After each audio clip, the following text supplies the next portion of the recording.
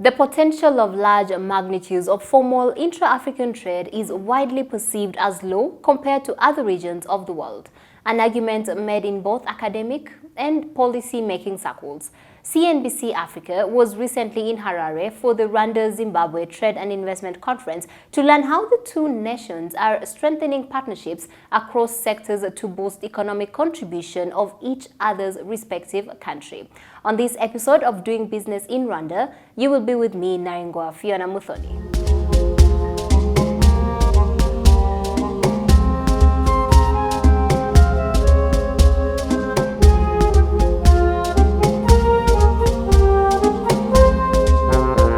This timely visit demonstrates the focus, determination, and commitment to the prime objectives we set for ourselves with regards our broadening the trade and investment partnerships between our two countries. It's about time that Africa started looking at itself and not be reliant on countries outside Africa. We need to start working together, collaborating. And of course, with African Continental Free Trade Area coming along, it really opens up the market. I mean, $1.3 trillion, the largest trade agreement in the world ever. I've already registered my company in Rwanda simply because Rwanda is becoming the Europe in Africa. I'm much interested in growing Rwanda together with my company.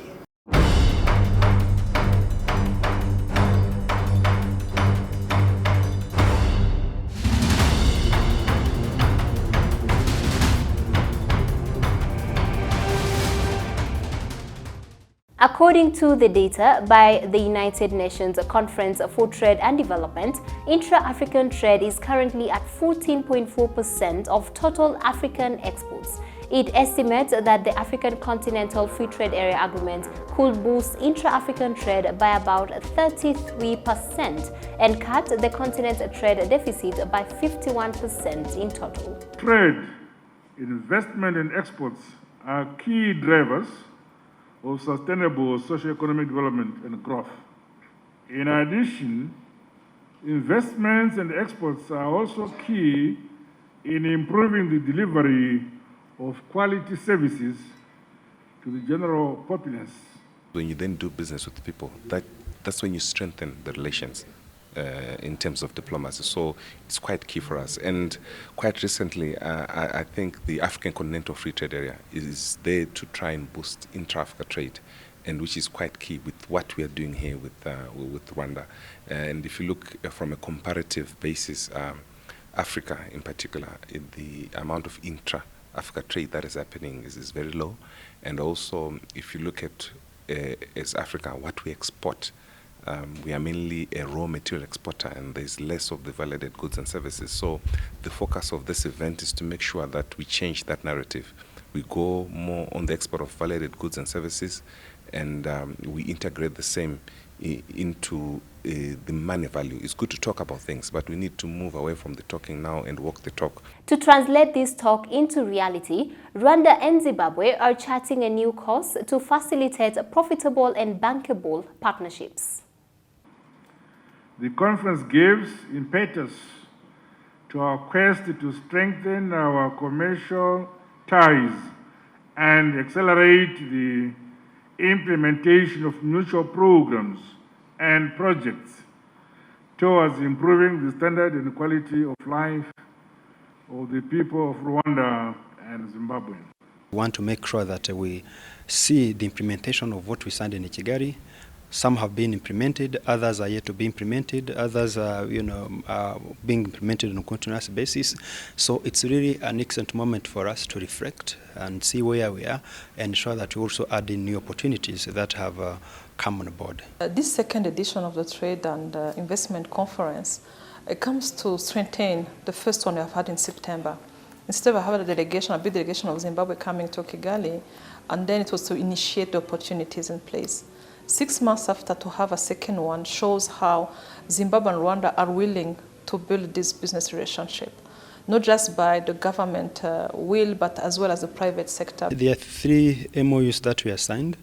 One was between the electricity companies or energy companies between the two nations. And then the second one was between the two apex bodies or the private sector federations. And then the third one was between our ministries of trade and industry. So for Ministry of Trade and Industry, this is mainly to ensure that the two countries work on having conducive policies that we keep promoting or facilitating trade and investment activities. And then for energy, it's again making sure that the two institutions work together, join their forces, exchange knowledge, support each other in terms of not only provision of some of the equipments that might be needed on one of the two countries, but also on aspects related to generation and the transmission.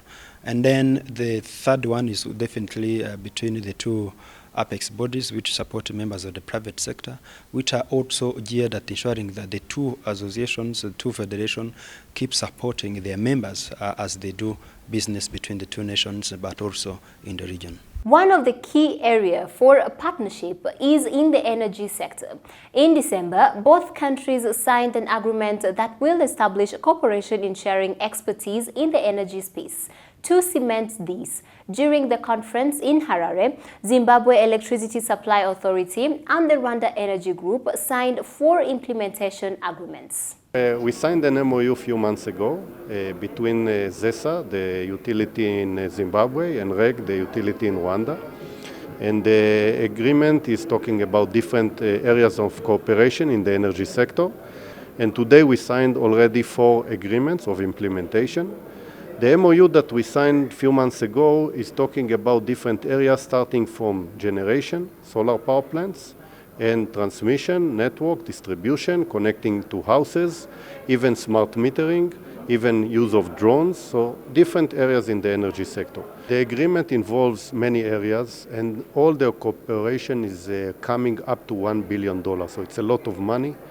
And we are working together with other government institutions and companies to avail the budget that is needed. To keep investor interest, the government of Rwanda introduced incentives to drive investments in the private sector and to facilitate business growth as well as lucrative FDI options. We have many incentives. I have reviewed the investment code last year to facilitate it.